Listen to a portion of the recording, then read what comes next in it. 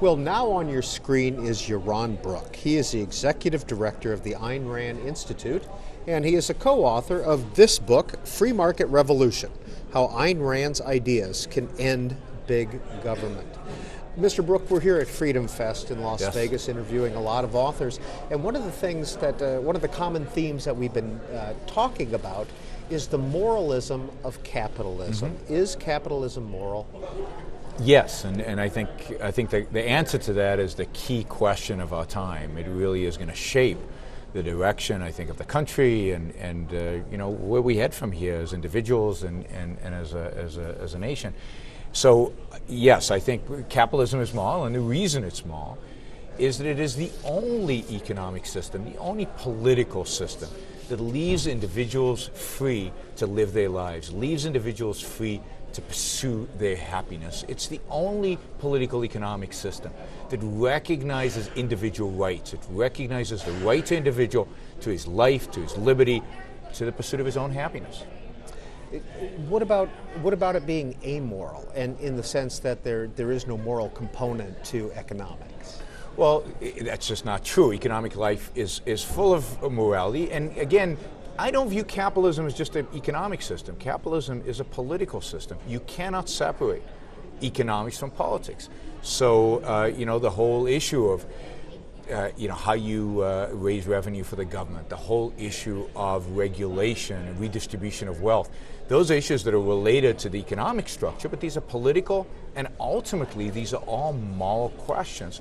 And I think what capitalism is the system that takes coercion out of our lives. It's a system that extracts coercion, it sets up, there's a government, but the government's sole job, sole responsibility is to protect us from people who would use coercion against us. That's it. It's to protect our individual rights, nothing else.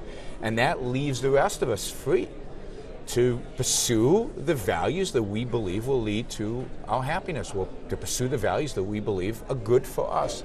And again, this is why it's the only moral system, because it's the only system that leaves us free to pursue our values. Well, given what you've said about government, does that make government moral as well? Some government is, and some governments are not moral. So it depends on what the government does. I think that government as institutions, as instituted in America at its founding, was actually the first and maybe the only moral government ever, because it was instituted with a moral purpose. And the moral purpose was to protect the rights of individuals. As the U.S. government has drifted away from that original purpose, and instead of protecting the rights of individuals, has become the greatest violator of the rights of individuals, it has lost its claim on morality. It has become less and less of a moral government. So government is moral when it protects rights. Government is immoral when it violates rights. Subtitle of this book, How Ayn Rand's Ideas Can End Big Government. What are some of those ideas, and when you say end big government, what would you like to see ended? Well, first, I think the most important idea is what we just talked about. It's this idea of morality. And the foundational idea behind this is the question of who does your life belong to? For whom should you live your life? And conventional morality, conventional views of morality, whether they come from religion or whether they come from our secular philosophers, have all stated that your moral purpose in life is to be your brother's keeper, is how you treat other people, is self-sacrifice. Self-sacrifice, we all taught when we were very little, is the most noble thing you can do. Rand challenges that. She rejects that notion, and indeed she says that is the origin of statism, that is the origin of big government. Big government is all a consequence of the idea that you're your brother keeper, the idea that your life doesn't belong to you, the idea that you are ultimately, your moral responsibility is ultimately to serve others, and the state just takes advantage, in a sense, helps you be more moral. And she rejects that. And the notion here of morality, her morality, is that your moral responsibility is to yourself, to your own life, to making the best, the most of your life, to achieving happiness, to achieving self-esteem, to earning, you know, what you get in life, to earning your values and achieving the self-esteem and happiness that somebody who earns their values deserves. And it's that rational pursuit of values that is what morality is about. Now, people who hold that, people who are out in pursuit of their own rational self-interest, don't want paternalistic government on their shoulder telling them what they can eat and what they can't eat, what kind of business they can open and what they cannot open, what they can say and what they cannot say.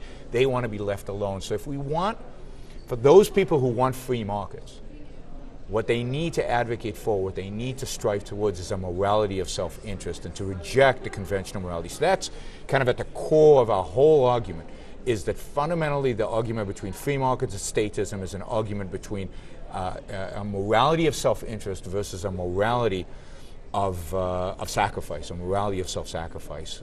If you believe in free markets, reject self-sacrifice, advocate for rational self-interest. And then the question is, well, what kind of a government?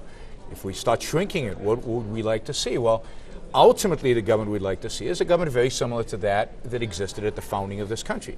A government that does no redistribution of wealth, a government that doesn't regulate business, a government that does one thing only and does it really, really, really well, and that's protect us from crooks, protect us from frauds, protect us from invading armies, and that arbitrates disputes, that has a legal system to arbitrate disputes. But other than that, leaves us alone to pursue our rational values, to pursue our happiness, and doesn't intervene in the marketplace. So the book talks about how do we roll things back? How do we take entitlements and get rid of them over time? So we're advocating for not the privatization of Social Security, but the phasing out of Social Security over time. Leave it to individuals to save for their own retirement. We don't talk about how do we make Medicare more efficient. We talk about how do we get rid of Medicare so that people take care of their own health needs in the future. They save for it, they buy insurance for it. How do you privatize insurance markets so you get rid of government out of the whole, everything in healthcare, right? So we're talking about our ideal is where the regulatory state goes away, regulations go away, entitlements go away, redistribution of wealth goes away. You write in Free Market Revolution, what the argument from greed amounts to is this: in order to protect ourselves from the arbitrary power of businessmen, we have to give arbitrary power to politicians. But what we've seen is that the power of businessmen is not arbitrary. It is not the power to force others to bend to their will. It is economic power earned through voluntary trade. The regulatory state, government force interjected into men's peaceful economic affairs is not a necessity of human life. Absolutely. So one of the most important distinctions that we try to make and that Ayn Rand makes is between political power and economic power. Political power is about force. It's about a gun. It's about forcing you to do something against your will. You don't want to pay taxes, there's a jail cell waiting for you.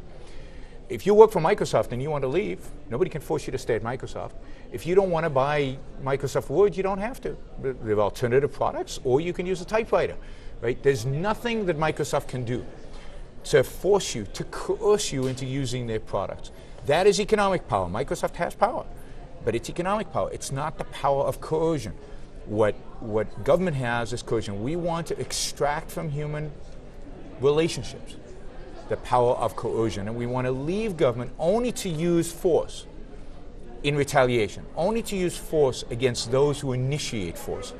That's something business cannot do. And indeed, when business is left alone, we believe everybody benefits. The market mechanisms are such that they work to increase our standard of living, improve the products that we all face, create safe and useful products that we all value, and we always have the option to opt out of a particular product, a particular person. That's the beauty of a marketplace.